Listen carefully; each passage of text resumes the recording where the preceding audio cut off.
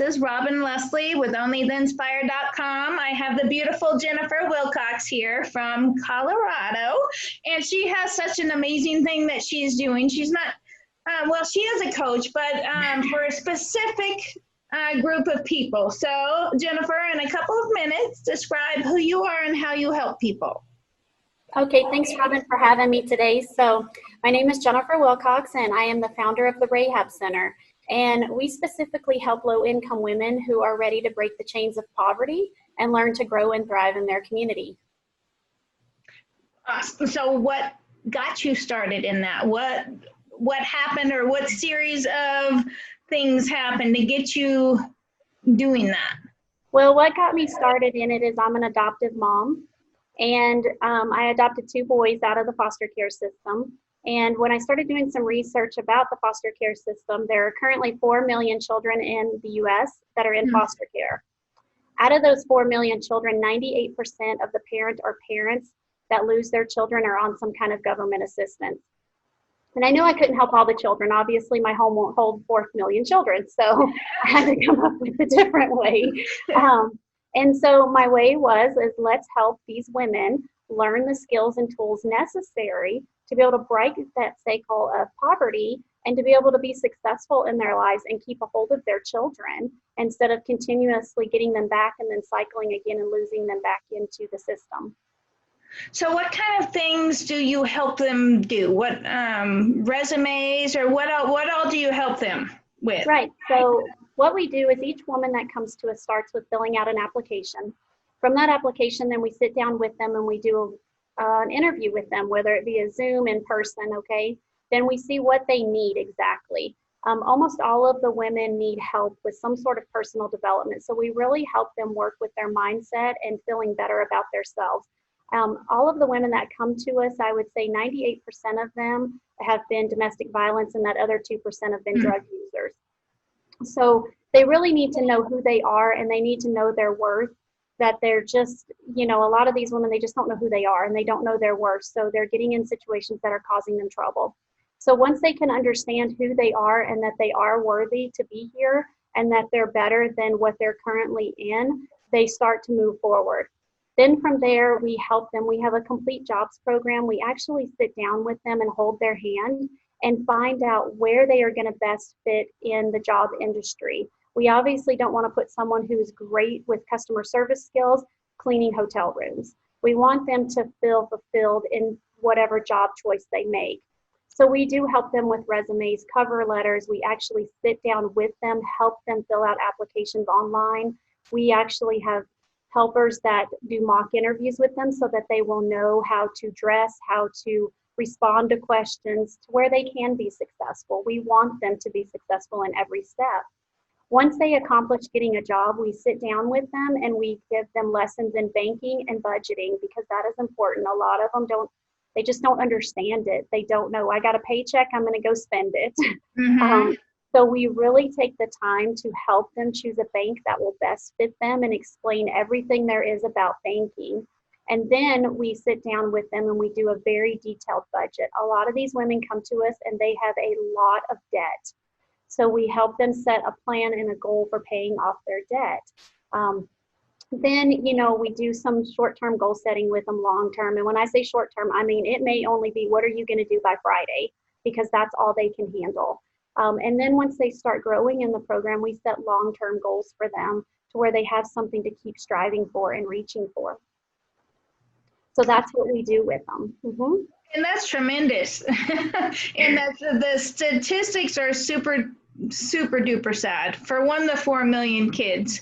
For 2, the 98% violence and domestic violence, and that's just super sad. And so instead of putting a Band-Aid on it, you're trying to fix it at the core, at the mom perspective. And that's just amazing. I don't think there's enough programs out there. And you work completely off of donations, right? That is correct. One thing where we stand out different from most of the nonprofits is we do not seek or apply for any government finances or grants, funds, any of that. We solely depend on private donations to keep our programs up and running. Oh, that's awesome. Awesome. So what is your ultimate vision for your business? I'm glad you asked. So our long-term vision is this. We are currently raising funds so that we can have a building of our own. Right now, we have a church that has generously donated us some space that we can run out of. The problem is most of these women need a place to live. They have children. They need a place to live. They don't want to be in the low-income housing. It just drags them back down. So Mhm. our long-term vision is that we do want to be able to get a building that will have housing in it along with classrooms so that these women can live there and learn all the things that they need to do before they go out on their own and rent somewhere or purchase a home. Wonderful. And yeah, wow. So I don't know if you know this about Only the Inspired. So that is one of my biggest things that I want to accomplish with Only the Inspired is donations. Donations to whether it's a family who lost their whole house in a fire or Pencils of Promise or something like this, you know, where there's such a huge need for them not only to get back on their feet, get out of their situation, but actually, you know, heal a little bit and then become self-sufficient. And that it's such a valuable thing that you're doing. And I think that's awesome. So what beliefs do you have that set you apart from your competition? And, you know, I'm a collaboration, not competition. And I don't know how many other places are actually doing what you do, but any. Well, we're the only one in Colorado that is doing what I'm doing. There are many nonprofits that are in our area that are doing great things. They're just doing different things. And so what sets us apart, one is, like I said, we do not depend on the government for any funding or any grants. Secondly, everything that we do, we base it on biblical principles. That is very important to me, and that is the core of who I am. And so everything we do is based on God's word. Now, you're probably asking yourself, well, do they have to be a believer to come into your program? And the answer to that is no. But I'm going to show you so much of God's love through our program that you're going to want to know who he is by the time you leave us. I love that. And, you know, some people prejudge, you know, because they might feel totally disconnected or whatever, but it's not a requirement. And I love that you said that. And I love that you're owning the fact that that is a huge part of who you are. So bravo to you. Thank you. So what is the hardest thing to overcome when starting your business? Ooh, the hardest thing was startup. Just trying to get the money to start up. You have to have insurance, especially when you're dealing with people. And like I said, we are running out of our church currently, but we have to have insurance to cover in case there's any damage done to that. So that was the hardest thing for me, is to fundraise for that money to get our insurance in place and to get going. Not a lot of people understand you when you get going. So really, as a nonprofit, that is the hardest thing, is getting all the finances together to be able to get started. It's not free to start a nonprofit. It takes a lot of money to start one. So. Yeah, I don't know much about it, but I know that's a difficult thing. So curious, I ask everybody this question. So do you have I'm assuming I know the answer. Do you have the support network of friends and family encouraging you to do this, or is this something you just feel like you're drawn to do and you're going to do it no matter what anybody else says? Well, in the beginning, my husband wasn't exactly on board, but he's come around now. But yes, I do have great friends and family around me supporting me, and that really to me is huge. You need that support. You cannot do this on your own. I have another lady who runs a nonprofit here in town who's become a mentor to me, and you need that as a founder, because your ideas are flowing so quickly and you want to go 20 different directions, and sometimes you need someone to step in and go, whoa, rein it back in, you know. And that's something that I've had to learn through this process, is that you can't do it all at once. And what you think you're going to do is going to change, and it's going to continuously change, and you're just going to have to grow with it. So yes. Great. Yeah, because there are a lot of people, and you're doing something that's just a blessing to so many people. But there's people, you know, that don't have any support, and, you know, and if you don't have it at home, find it. You know, find your tribe, find the people that can help you, because there are people that will encourage you. So what is your favorite thing about your business? Oh my gosh, my favorite thing is just seeing the smile on these women's faces, seeing that when they've accomplished something or they know who they are and they know their worth, especially in our Lord, when they know that, it just brings so much joy to my heart to see them do that. Or even if it's just a weight loss struggle, because some of the women that come to us have weight issues and they need help. And when they start losing pounds, you just see the light come back in their face. So that is just the most rewarding thing ever. And the second part of that would be is that my children can do this with me. And my children are 7 and 8, and they actually help minister to the ladies' children that come in. So that just brings so much joy to my heart to see that they're excited about this mission as well. Well, and they're a big reason why you started that. Yes, they are. And then talking about the support network, you are now that support network for those women when they might not have anybody, or they might have the opposite of it, where they're being completely discouraged to, move out on their own.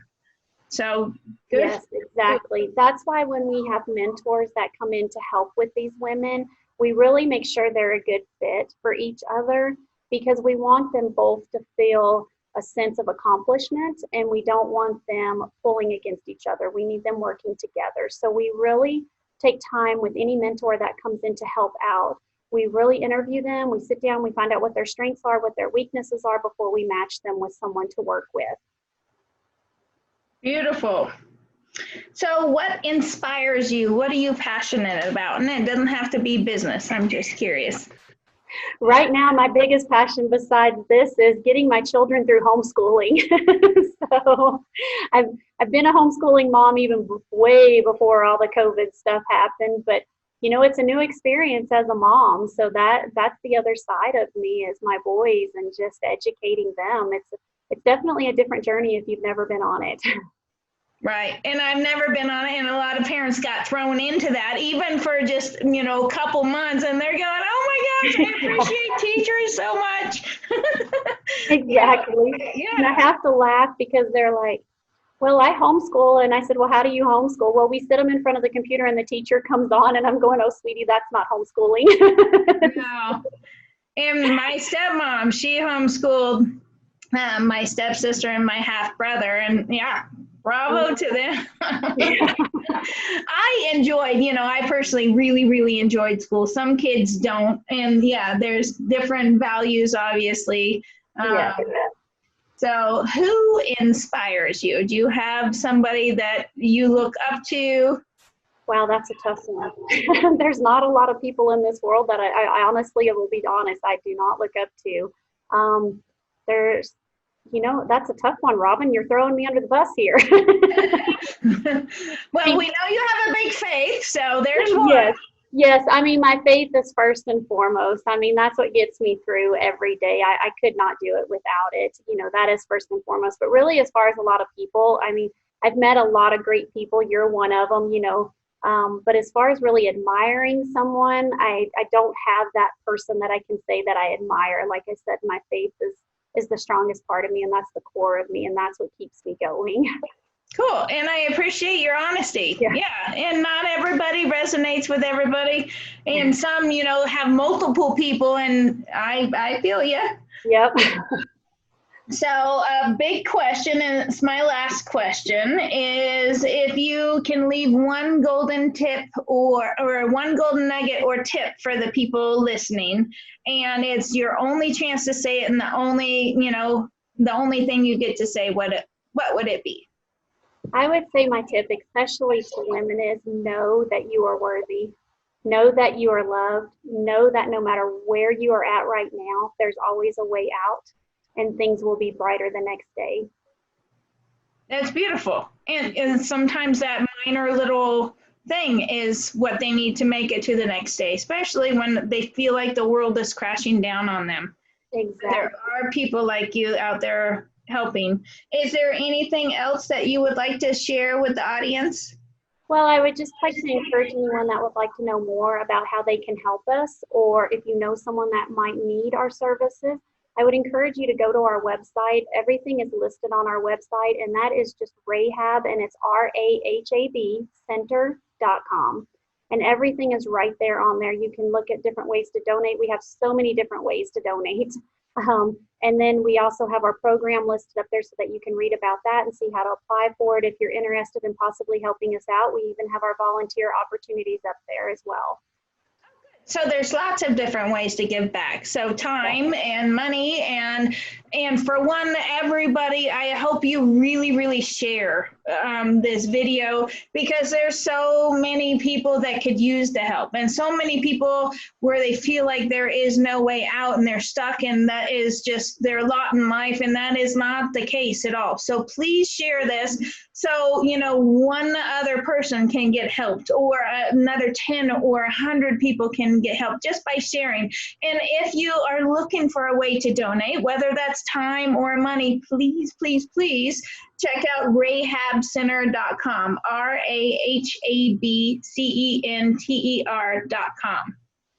And I think what you're doing is beautiful, and it's interesting how life kind of turned around, how you adopted these kids, and then they inspired you to help all the moms, and the moms, they need help, and sometimes just bad decisions kind of put you in a crappy place in life, and you know, we just need the belief in somebody, you know, holding our hand and pulling us out of that. And I think you're doing just a beautiful thing.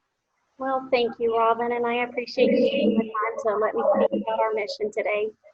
No problem, no problem. Thank you very much, Jennifer. And thank you everybody for listening. Again, please, please share this, donate your time, just even share the video so somebody out there that needs to hear this can hear it, okay? And thank you everybody. We'll see you next time. All right, bye.